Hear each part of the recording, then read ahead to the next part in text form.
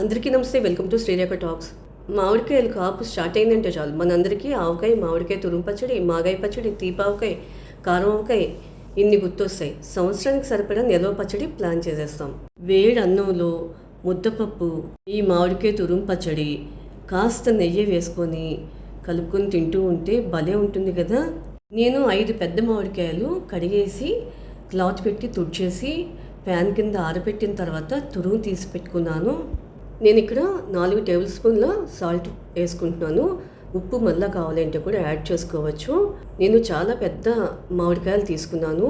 అంటే నేను తీసుకున్న 5 మామిడికాయలు మీడియం సైజులో అయితే 7-8 కాయలు అవుతాయి. 1 టేబుల్ స్పూన్ పసుపు వేసుకొని బాగా కలిపేసుకోవాలి. ఏ నిల్వ పచ్చడి అయినా తడి తగలకుండా జాగ్రత్తగా చూసుకోవాలి, అప్పుడే పాడవకుండా ఉంటుంది. ఇదంతా కలిపేసుకున్నాక ఒక ప్లాస్టిక్ కంటైనర్లో కానీ, జార్లో కానీ, గ్లాస్ కంటైనర్లో కానీ ఒకరోజు ఊరనివ్వాలి. లేదు అంటే ఫ్రిడ్జ్లో పెట్టేసుకోవచ్చు.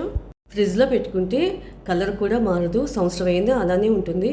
నేనైతే ఫ్రిడ్జ్లో పెట్టేస్తాను, ఎందుకంటే వెదర్ కండిషన్స్ సరిగా ఉండట్లేదు కదా ఈ మధ్య. అందుకని పచ్చళ్ళు బయట పెట్టినప్పుడు సింగిల్ హ్యాండ్ మీద మెయింటైన్ చేస్తే పర్వాలేదు.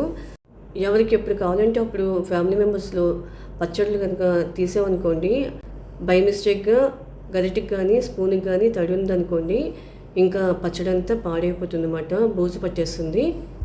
ఎప్పుడైనా నిల్వ పచ్చడిలో నువ్వుల నూనె కానీ పల్లీల నూనె కానీ బాగుంటుంది. వారానికి 10 రోజులకి చేసుకునే పచ్చడిలో అయితే వంట నూనె సరిపోతుంది. పోపుకి పచ్చిశనగపప్పు, మినపప్పు, ఆవాలు, జీలకర్ర వేస్తున్నాను. పోపు అనేది ఎంత ఎక్కువ వేసుకుంటే అంత టేస్టీగా ఉంటుంది. ఇంకా ఇది గోల్డెన్ బ్రౌన్గా వచ్చే వరకు లో ఫ్లేమ్లోనే ఫ్రై చేసుకోవాలి. పచ్చళ్ళకి ఎప్పుడైనా కూడా ఆయిల్ సరిపడేంత వేయాలి, ఉప్పు కూడా సరిపడేంత వేయాలి, లేకపోతే పచ్చడి పాడైపోతుంది తొందరగా. నెక్స్ట్ 4 ఎండుమిరపకాయలు, 10 వెల్లుల్లి రెబ్బలు తొక్కు తీసి ముక్కలుగా కట్ చేసి వేసుకున్నాను. మీకు కావాలంటే వెల్లుల్లి రెబ్బలు కూడా వేసుకోవచ్చు. కొంచెం కరివేపాకు, 1/2 టేబుల్ స్పూన్ ఇంగువ వేసుకొని ఒకసారి కలుపుకోవాలి. ఇంగువ వేస్తేనే పచ్చళ్ళకి ఎప్పుడైనా కమ్మదనం వస్తుంది, మంచి అరోమా వస్తుంది. మనం తీసుకునే పచ్చడి క్వాంటిటీ బట్టి ఇంగువ వేసుకోవాలి. కడాయి వేడైన తర్వాత ఆయిల్ లేకుండా 2 టేబుల్ స్పూన్ ఆవాలు ఫ్రై చేసుకోవాలి. లో ఫ్లేమ్ మీద ఫ్రై చేసుకుని పొడి చేసుకు పెట్టుకోవాలి. అలానే మెంతులు కూడాను 1 టేబుల్ స్పూన్ మెంతులు పొడి చేసి పెట్టుకోవాలి. నేను ఇక్కడ తీసుకున్న మామిడికాయ తురుము తగ్గట్టుగా 1 టీ స్పూన్ ఆవపిండి, 1/2 టీ స్పూన్ మెంతిపిండి వేశాను. మొత్తం తురుమంతా పోపు వేయట్లేదు, వారం 10 రోజులకి సరిపడే పోపు వేసుకుంటున్నాను.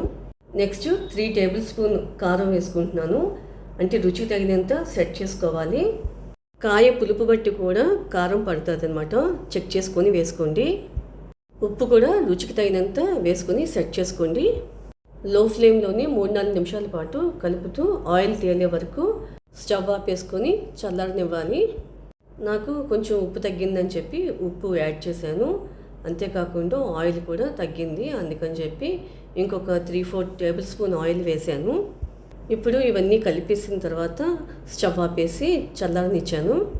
చల్లారిన తర్వాత ప్లాస్టిక్ కంటైనర్లో కానీ, జాడీలో కానీ, గ్లాస్ జార్లో కానీ స్టోర్ చేసేసుకోవడమేనండి.